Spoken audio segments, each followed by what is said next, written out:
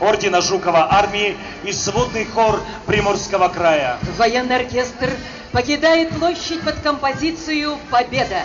Начальник военного оркестра гвардии капитан Илья Суворов.